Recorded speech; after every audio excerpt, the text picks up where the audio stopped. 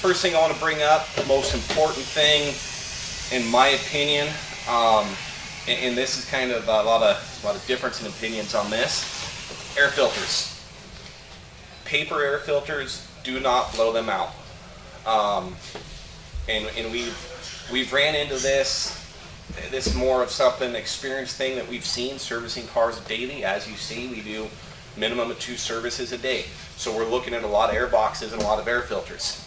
A standard paper air filter, do you want to grab that? It's on my toolbox, probably that 31.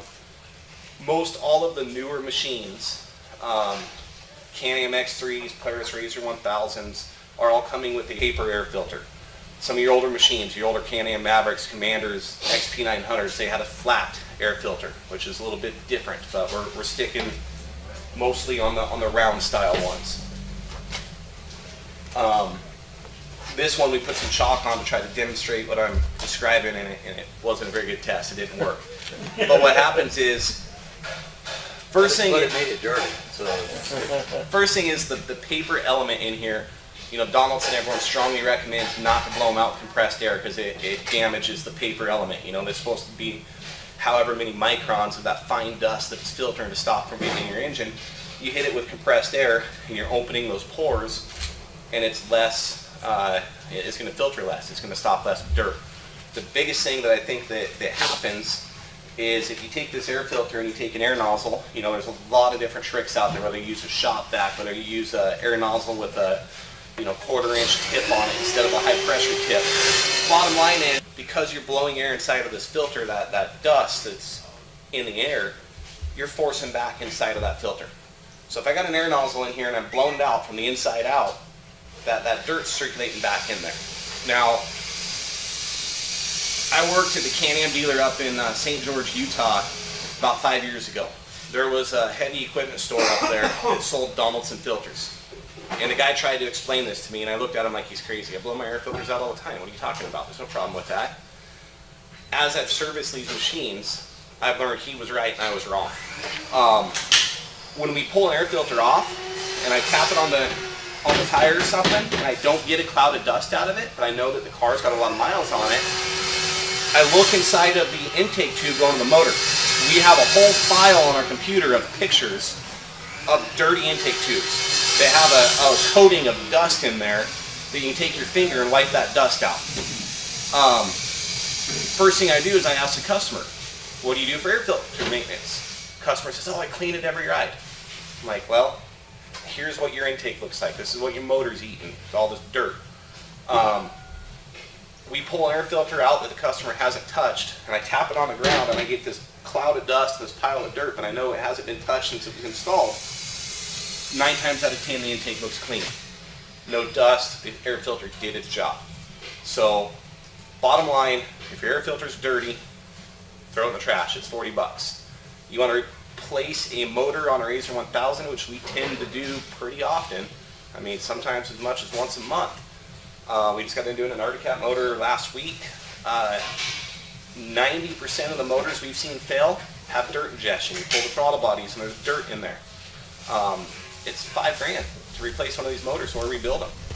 So you can buy a lot of $40 air filters to pay for that $5,000 motor. So John, what you're saying is, just as a in-between services, to just knock it out, just knock the dust off of it, to just get the heavy off of it. And that's fine if you want to tap it out. Make sure you cover the end of it so you're not getting any dust inside of it, and then you can tap it out. I don't even do that. If an air filter is not messed with, it's designed to stop the dirt, and at some point if it gets so plugged, it can cause restriction to the engine, but it takes a lot for that to happen. Less is better on these air filters. Leave them alone. That's what I recommend. Is it worth buying the extra, upgraded filter in the Polaris or stock? I don't have any proof of whether the blue upgraded Donaldson filter works better than the stock white paper air filter. I run the blue upgraded one on all my stuff, and that's generally what we sell here. I can't honestly say that I ran both and saw that one filtered better than the other, but I do, for the extra few bucks, if it's supposed to be better, why not? You know, the engines are expensive and we put a lot of miles on these, they're into dust. Another thing is when you put this air filter on, I always put a thin coat of grease right here because they don't have a clamp or anything that seals.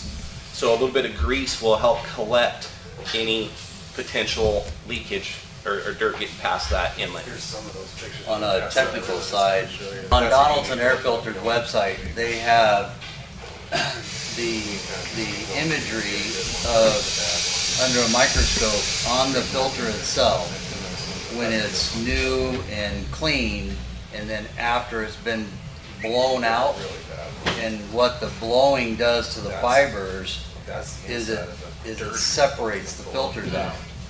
So we'll just say if you've gone from a 1,000 micron filter, right now you open it up and maybe you're at a 200 micron filter, right? So that's the data that you would really want to see and educate yourself if you want to go on their site. It's right there and really good information because they're the ones that make it and they're the ones that engineer it. And they're saying on their site, don't blow it out. And here's the data why. It just opens up the pores of the filter. So you're gonna, like John said, you're gonna ingest more of the fine, silty dust that we have out here. You know, the majority of us run in groups. So if you're not lucky enough to be the lead dog, then you're gonna have a dust cloud that you're going through for a 60, 70 mile ride. And if your filter is damaged, if you will, you know, that's just stuff your engine's gonna be trying to eat. Obviously, this isn't a sales pitch. This is just information. The S&B particle separators work amazing. They knock out 90, I think it's 94% of the dirt before it ever gets to your factory air filter. So it's not changing or making any modifications to your factory air filter system. It's essentially a pre-filter that's knocking out 94% of that dirt before it ever gets to this. So with that said, all of my personal cars, I ride 3,000 to 5,000 miles a year. All of my personal cars, the first thing I do is put an S&B particle separator on. My wife had 3,500 miles on her last Razor. I never touched the air filter. I never pulled it off. I didn't tap it out. I didn't touch it. I'd open the air box and look at it, and it was clean. And 3,500 miles later, never touched it. Now, on the same token, you know, the S&B particle separator is $400. Air filters are $40. You're gonna have to buy 10 air filters to pay for that unit, but it is a good peace of mind because the other thing to consider is if this air filter is plugged with dirt, it's causing a restriction. If you have any potential leakage anywhere between your air filter and your engine, and the air filter is restricted, it's more likely to pull that air in from somewhere else, right? So by keeping a clean, free-flowing air filter, your engine's going to run better, just less maintenance. So S&Bs, I strongly recommend. They work amazing. We've got one right here. So explain to them how it's actually working. It's a 100% mechanical unit. There's no filter in here at all. It's got these little fins in here, so it's kind of spinning the air. They got videos on how exactly it works, but it's spinning the air, basically spinning the dirt to the outside, kind of like a tornado essentially. And then it's got cones in the center capturing the clean air out of the center. Clean air is coming to the engine. Dirty air that's going to the outside is utilized as a fan that's blowing that dirty air out the back. So they're essentially maintenance free. There's no filters to clean. Plug them in and go. Reusable air filters, such as K&N, Air Raid, Uni, any type of foam oiled air filter, I advise 100% do not use in the desert. Dirt bikes, for example, they use foam filters, right? When they go to a race, they got 2 or 3 spares that are in a bag, oiled, ready to go. After every moto, they're replacing that air filter. They got a fresh, wet, oiled filter to help stop that dirt. You put an oiled filter on a side-by-side and it sits for a month and you've rode it 3 or 4 times out here and that oil dries up. That oil is your only defense to stop that fine dust. So unless you're going to oil it before every ride, which nobody's going to do, the oil filters don't stop the dust.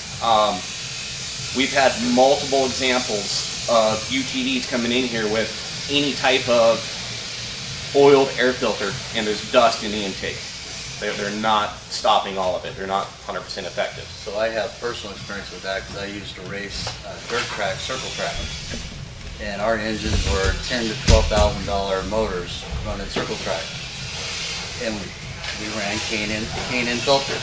You know, we ran the oil filters. Nothing against K&N, but got lackadaisical on the maintenance of that filter, and I lost a $12,000 motor. And when my engine builder tore it apart, he showed me exactly what John's talking about, the dust and the fine material that went in the motor, and it basically just, you know, corrupted the motor from the inside through the intake. And what my engine builder at that time told me was, just use the disposable filter. So just go get the, you know, regular, you know, Napa Gold filter, run it one race, throw it away. You know, it's, you know, $12 filter versus a $12,000 motor. So I know from personal experience that if you're not up to speed and you're not going to make that commitment to maintain those type of filters, then you're exposing yourself to an engine loss. So summarize, run a stock paper filter, don't clean it, don't touch it, and if you want to not have to replace it, put an S&B particle separator on there and it's maintenance free. Go ahead. Just one point. You don't want to give, if you got a Polaris, you don't want to give Polaris an excuse for voiding your warranty. So if you've got an extended warranty, you put on an aftermarket filter. If AZ West sees it, they take pictures. Polaris is going to deny the warranty. Regardless of the engine failure, I've worked at Can-Am dealers as well as Polaris dealers. Regardless of the engine failure, if it's under Polaris warranty, first thing they do is pull the throttle body off and look, and if there's any signs of dirt, nope, not covered. It's over. Wow. So, you know, keep that in mind. The second thing I'd like to bring up on these machines as they're getting, you know, in a short period of time, we've came from Rhinos that had all of 7 inches of travel, maybe 6, I don't know, somewhere in there, to now we're talking 24 inches of travel. These cars are turning into, you know, pretty technical suspension. Most of which, the new Razor Turbo S, the new Can-Ams, they have internal bypass shocks. Even the older Razor XP 1000s have what's called a needle shock. What that's doing is trying to slow that last portion of its travel down, so you don't just, you don't have the same valving throughout the whole travel. As it gets close to bottoming out, it tries to get stiffer so you don't just slam the ground. What the concern is with that is these cars are sold off the showroom floor. They could be a single driver driving it by themselves with no accessories, or they could be 4 people in it with roof racks and gas cans and spare tires and coolers, and you could have 500 pounds worth of add-ons plus four passengers, right? Now that suspension's designed to have somewhere between 60-40 and 70-30.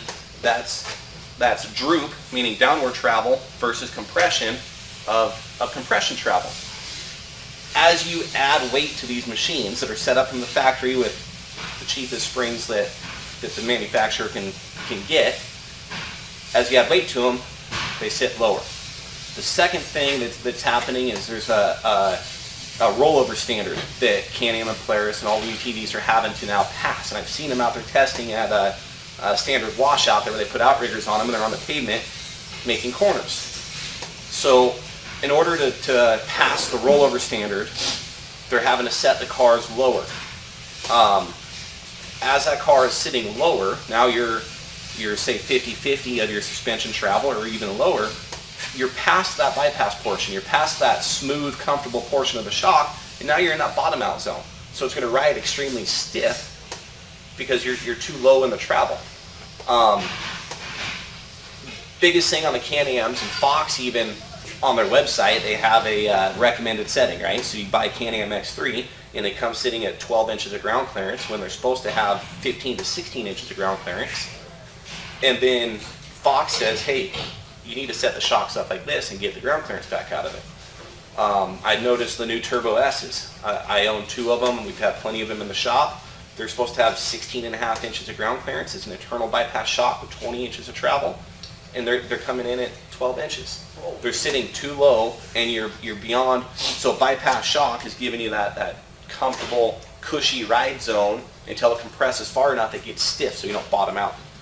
And if it's sitting too low, you're in that stiff portion of that shock already. You have no, you're already done. So it's good right out of the factory to set them up, and also as you add accessories. I mean, there's an example behind you of a car that's got quite a bit of stuff bolted on it, plus bigger, heavier wheels and everything else. You need to readjust that suspension. A lot of times we can adjust the stock springs depending on how much weight you've added. And if you've added too much weight or want to go to the next level, we can do, you know, a shock therapy, or there's other options of spring upgrades to get that ground clearance back, to get the car actually riding better. So, And you know, it's better quality spring. it's not going to sag. Yep. Stock springs over time, you know, we'll adjust them. You'll ride them for a couple hundred miles, and they're sitting low again because that stock spring tends to collapse. With the front rear sway bars, that doesn't happen. So now you hit the washboards, and you know, in a perfect world, if you go into Walmart and you hit a speed bump with both front tires at the same time, it doesn't matter. But if you hit that speed bump at an angle to where one tire hits it first and then the other tire, and you got your sway bars on there, it's going to throw the car side to side.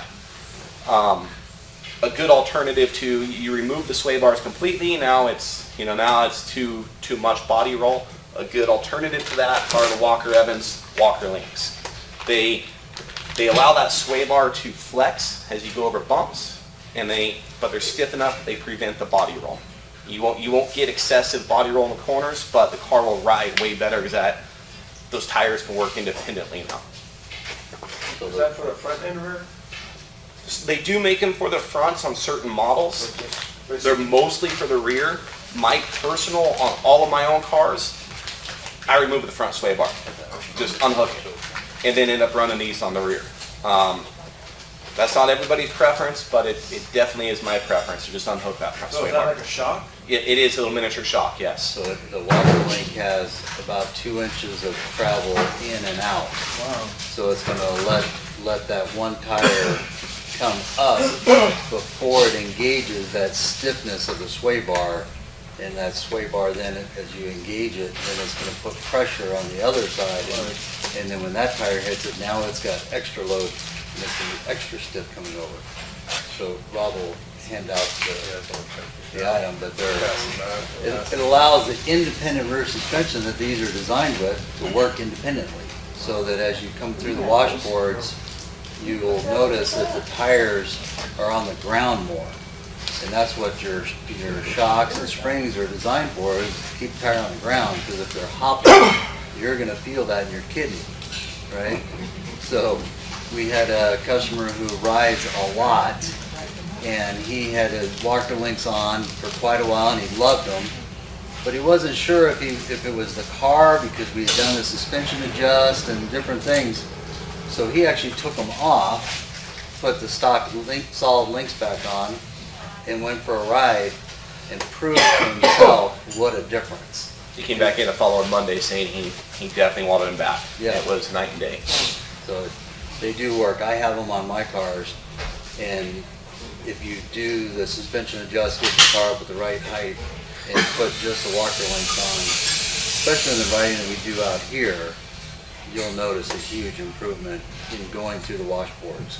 So just bolt on, you put them on regular and they adjust themselves? Yep. There's no adjustment to them. You literally unbolt your stock sway bar link and bolt those in place. The same bolts? Yep. Well, Can-Am X3 comes with different hardware, but 90% of the models are the same bolts. But they come with everything required. Okay. We have sold a bunch of those, and I personally like to ask feedback, because I don't like to sell product that it doesn't work. I've had zero negative feedback out of those. Everyone who's bought them loves them. There's been, they work great. James, do you have these on the front of your car? I have them on the rear of both of my X3s, yeah. I actually have the fronts disconnected on both of my cars. What's that? Turbo S. Yeah, on certain models you have to run them upside down. They do work on the Turbo S and most all models, but there's a little difference in mounting. But they come with instructions. We install them here. If they're simple enough, you can do it yourself. It's just a push-pull shock in there, so it's it doesn't matter if it's upside down or whichever way, it does the same action. Another example of where those are beneficial is if you are, say, going through a rocky section and you drive one front tire, let's just pretend you're driving one front tire up onto that chair. And if you have front rear sway bars that are rigid, now your car's going to come up level. Now your right front tire is going to be airborne. It's not touching anything. Now you have this potential teeter-totter, right? Which way is it going to go? Is that tire going to come down and touch and lift the back? With the walker links and or the front sway bar unhooked, or even a combination of both, now your suspension will flex. Now that one front tire will come up onto that rock, and the other 3 tires are still on the ground, and it's more stable, more planted. Yamaha, when they had all their lawsuits on the Rhino for tipping over, their solution, their recall, I worked at the Yamaha dealer during this, was to remove the sway bar to make it more stable. And it's for that exact reason. They were too rigid, and they would teeter and they would fall over. Right. There are some people though that my brother-in-law is an example. We disconnected his front sway bar, and he did not like the feel of the body roll, because you will get more body roll, but at speed, right? But it's a different application because he's a fast-paced, full-out guy, so he wants the car to be flatter. But as the riding that we do around here, where we're going up through the trails and up and around the mountains and stuff, our speeds are slower, and as you're going up and over the terrain, again, it lets that independent front suspension work independently, but you will feel it if you drive on the street with the sway bar unhooked. You will feel as you go into a turn, you will feel that right front corner, lean down, and if you're not anticipating or you're just not comfortable with it, it's a different feeling. So you kind of have to judge what type of riding you do and what fits best for your style and your comfort level. The only thing I can add to that is, as we talked about suspension adjustment, these machines are coming, the Can-Ams, you got high speed compression, low speed compression, rebound adjustment. They come with a factory dual rate spring, which has got preload and crossover adjustments. So there's a lot going on. And we do all the adjustments here that it'll make a night and day difference over the way they are stock. Although the settings will be different whether you prefer to run with or without a sway bar. If your crossovers are set high and your low speed compression is set loose and you take your sway bar off, you're going to get a lot of that body roll. On my personal cars, I can make them corner flat without a sway bar by adjusting the crossovers as well as low speed compression. So it is a different adjustment. If you just go home and unhook your sway bar, you'll probably be like, oh, it's too much, but we can set it up for that much better. The suspension takes such a beating that anytime you have something that's not 100% tight, there's going to be movement there, and eventually it's going to egg out the hole in the sway bar, or bushing, or whatever the case may be. So I haven't actually tried those. Like John said, if you're set your car up to have a sway bar, and then you disconnect the sway bar, so did you have it set up so it's without the sway bar or with, and the car is going to react differently by pulling the pins. So again, you just have to know what the majority of your riding in your environment is going to best suit your needs. Even the older XP900s, they still have a compression. It's still a Fox Podium shock with a compression adjustment, and we'll get them in here for service. And customers might not even know that there's an adjustment there. They might be cranked in all the way stiff. They might, hey, what can we do to upgrade these shocks? It's just beating us up. Well, let's just start by adjusting them, right? And if you have any questions on, because there's so many different, every shock and every model, even Polaris Razors have gone from Walker Evans to Fox there's so many different styles. It's not something I can get into in depth right now, but if you have any questions on your car about suspension adjustment, bring it in and we can go over it with you. The next subject, real quick, I just want to touch on, I personally have broke 2 wheels out here in the desert from the front tires are throwing a constant roost of gravel at this back suspension. Most all of these new cars now have trailing arms back here instead of the old cars had A-arms. As you can see on this particular one, there's not much paint left on this trailing arm right here because it's been so sandblasted by that front tire. The way this trailing arm is designed, it's a funnel, so these rocks hit that and they go right into the wheel. As they get into that wheel, if they get just right and they get between the wheel and the brake caliper, it will actually crack the inside of that wheel. Like I said, personally, I broke 2 wheels from the same situation, and then did some research and started running. There's multiple brands and styles of a essentially mud flap that goes on that trailing arm to deflect that roost off of the front tires, and definitely beneficial. I mean, even if it's for the simple aspect of keeping the paint on your trailing arm so it doesn't get, look like that after a short period of time, these definitely help. Or would you put that on the front? No, they go, I don't know if we have any cars here to show you, but there's different styles. This is for a Can-Am. This is too big for this car, but they would essentially go something like that. Okay. And there's a different one for the Polaris Razor that goes around this trailing arm, but they go in the back here. Right, okay.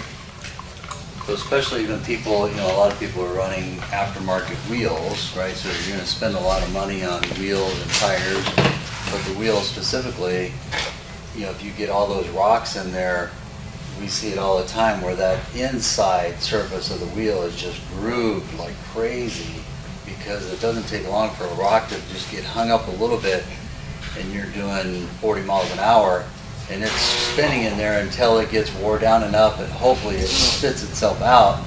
But like John said, it may actually rotate, and now it gets pinched and puncture a wheel, and now you've got to replace a $200 wheel.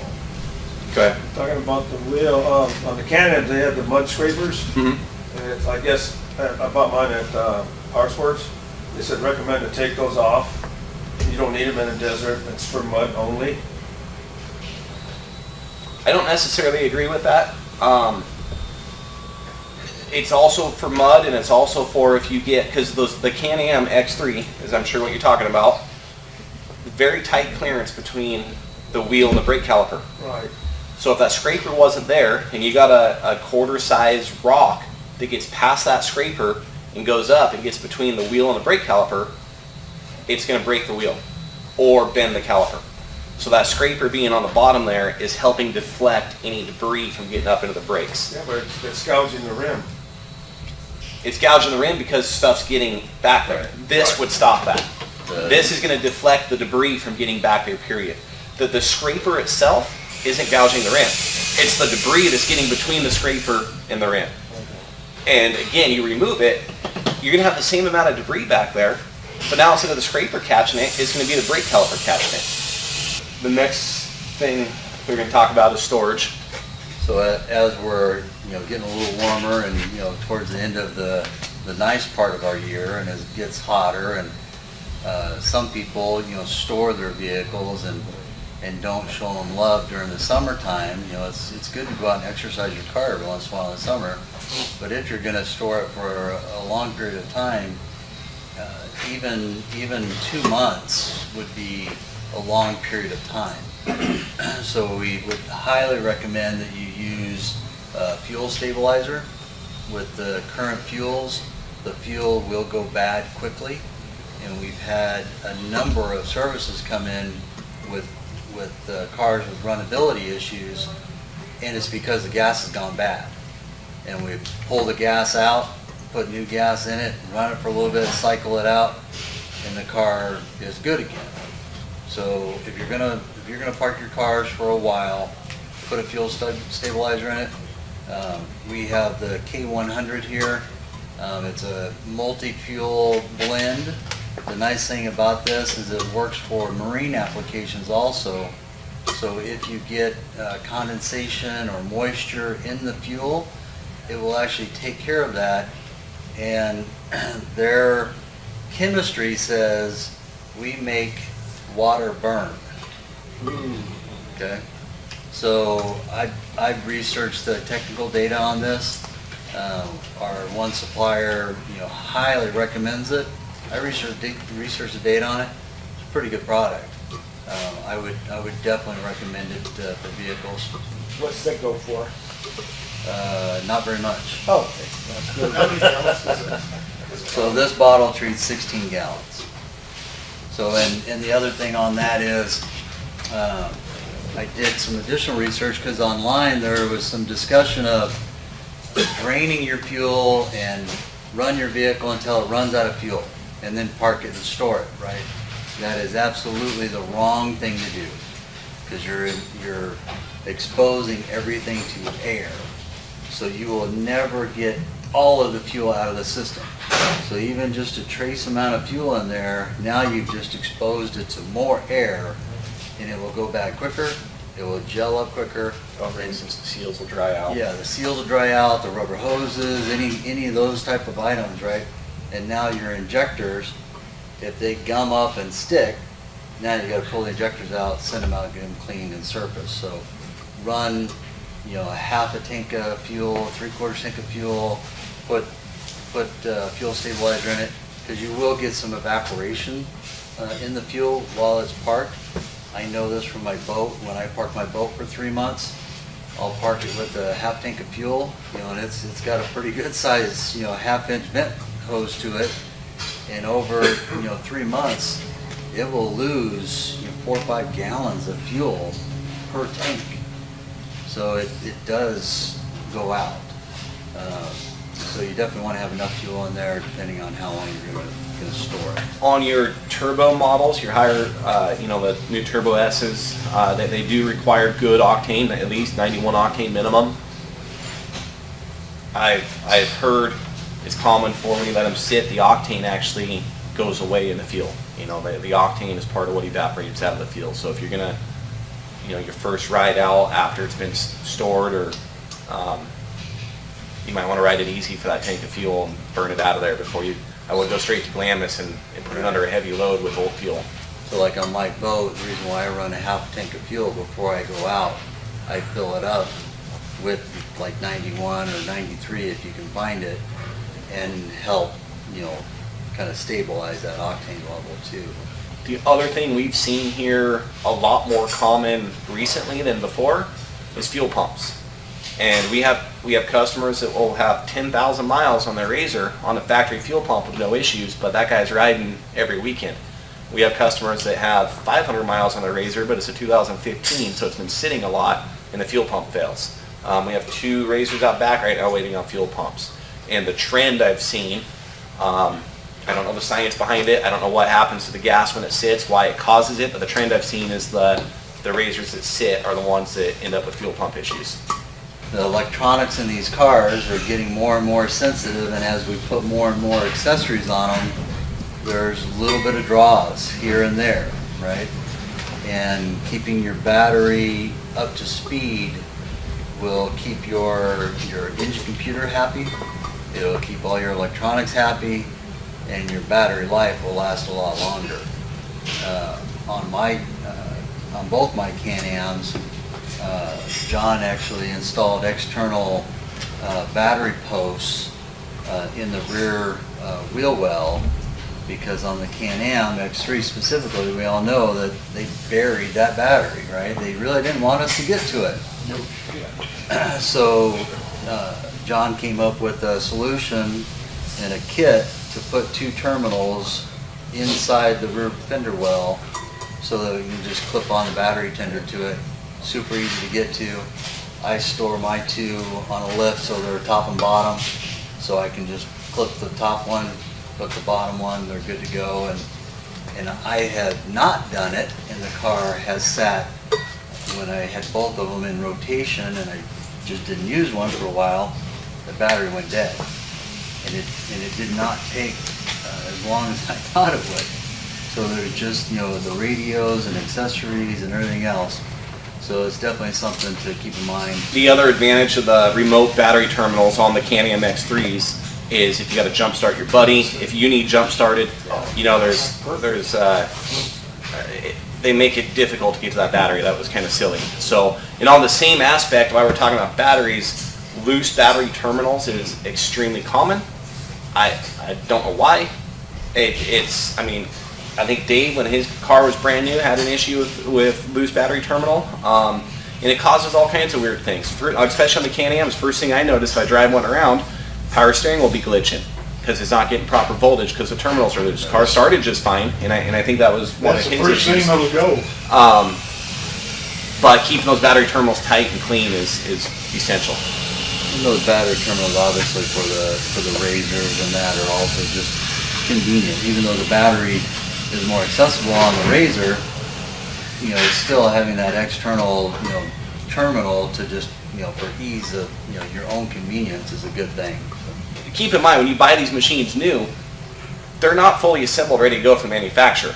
Generally, the cages are off, the shocks are potentially off, and batteries are out of them. So it's up to their dealer prep guy, which might be very good, might be his first day on the job, or it might be a Friday. I had one where on an X3, literally the bolt for the battery, instead of going in the little block with a little threaded nut on the bottom, they ran the bolt between the block and the plastic cap of the battery. Yeah. And I went out on a ride. It was a brand new machine. I just picked it up that week, and I went out standard wash area. And it was nighttime, and I'm getting a low voltage, battery dead type thing. And I reach back there and I wiggle the cable, and it's loose. And I put first thing I do is put a socket on it, and I try to tighten it up, and it's like it's stripped.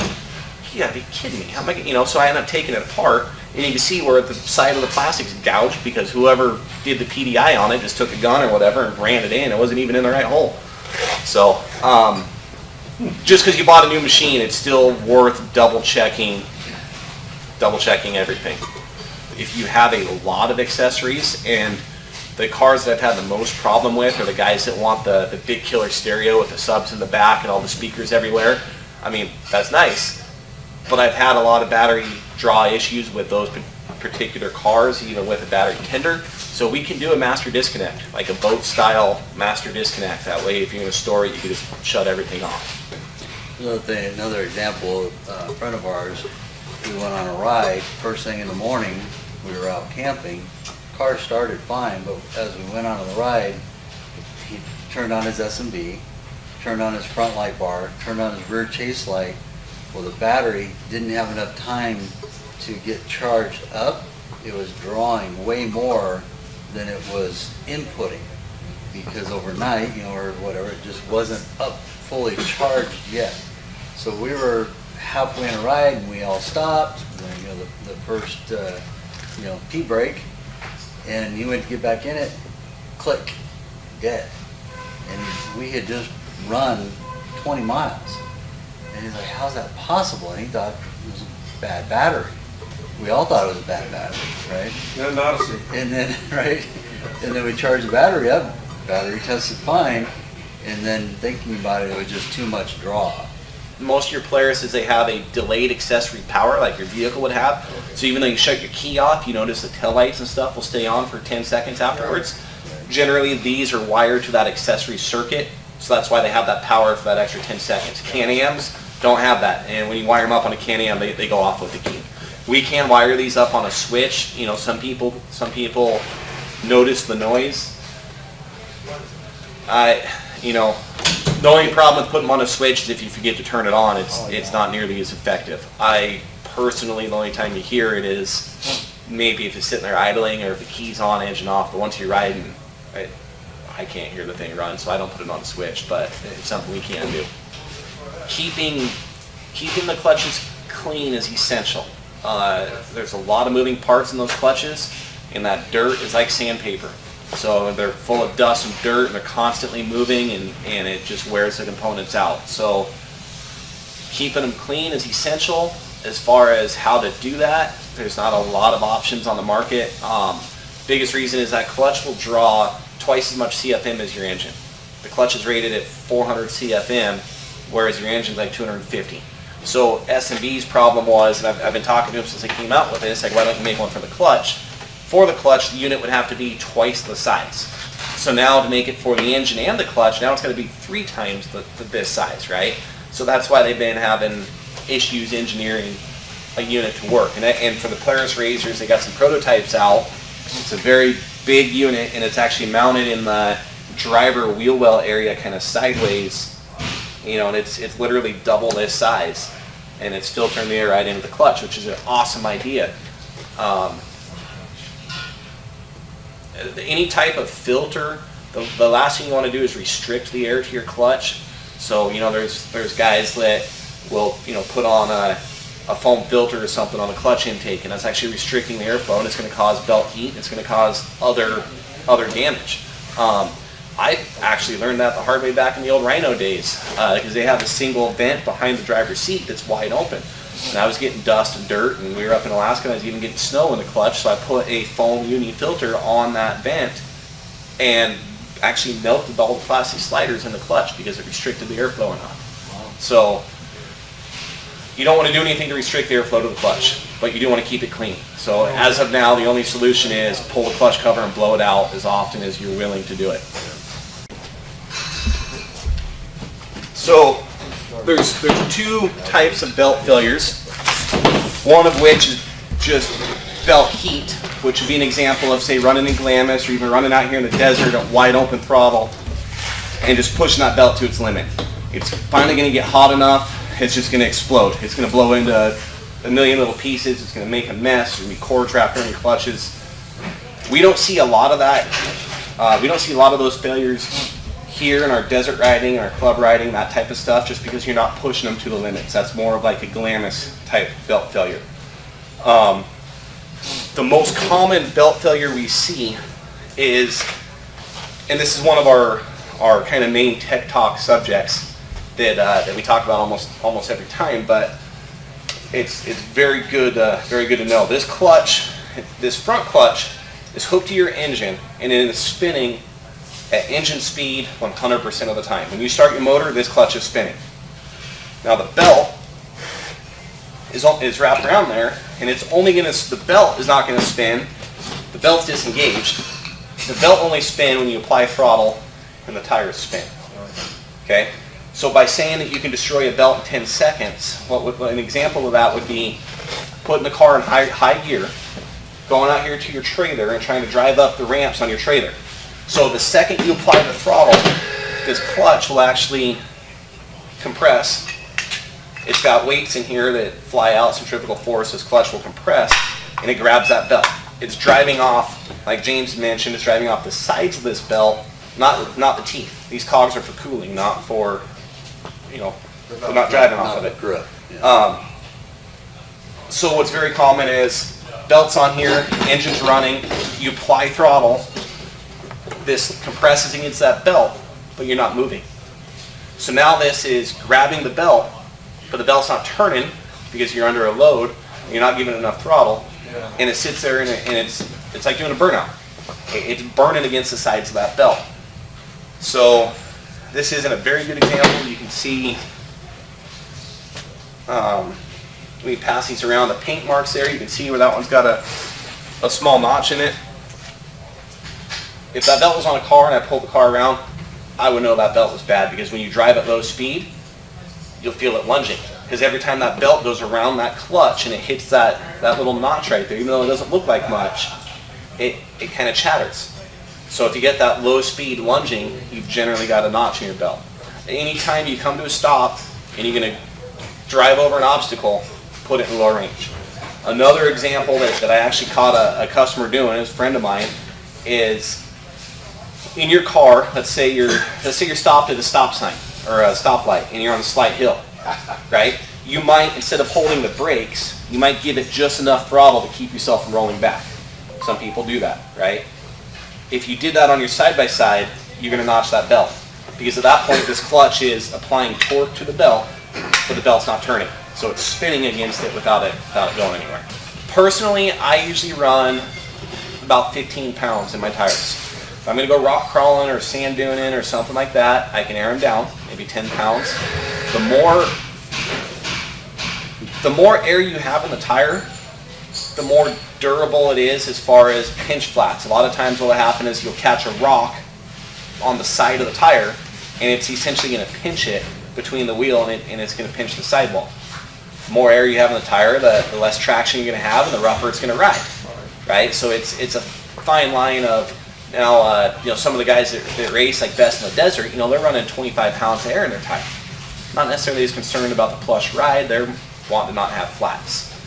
I run between 12 and 15 in my tires. So that's a good rule of thumb. Everyone's got their own preference of more or less but not enough air, you're gonna pinch the sidewall. Too much air, it's just gonna ride rough, but it's gonna be tougher tire. The thing with air pressure though is,